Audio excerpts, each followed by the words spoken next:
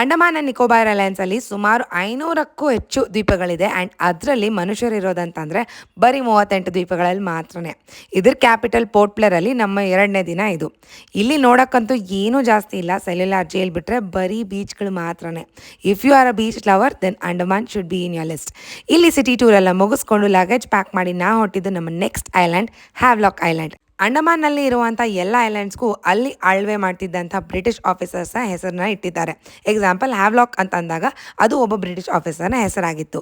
ಅದನ್ನು ನಮ್ಮ ಗೌರ್ಮೆಂಟ್ ಕಂಪ್ಲೀಟಾಗಿ ಚೇಂಜ್ ಮಾಡಿ ಈಗ ಸ್ವರಾಜ್ ದ್ವೀಪ್ ಅಂತ ಹೆಸರಿಟ್ಟಿದ್ದಾರೆ. ಅಂಡಮಾನಲ್ಲಿ ವೆದರ್ ತುಂಬಾ ಬಿಸಿಲಿರುತ್ತೆ ಅಂತ ಎಕ್ಸ್ಪೆಕ್ಟ್ ಮಾಡಿದ್ದು ನಮಗೆ ಕಂಪ್ಲೀಟಾಗಿ ವೆದರ್ ಸರ್ಪ್ರೈಸಸ್ನೇ ಕೊಡ್ತಿತ್ತು. ಆಗಾಗ ಮಳೆ, ಆಗಾಗ ಬಿಸಿಲು.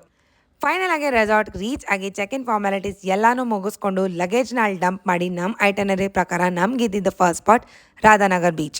ಹ್ಯಾವ್ಲಾಕ್ ಐಲ್ಯಾಂಡ್ ಬರೀ 18 ಕಿಲೋಮೀಟರ್ಸ್ ಮಾತ್ರನೇ ಇದೆ.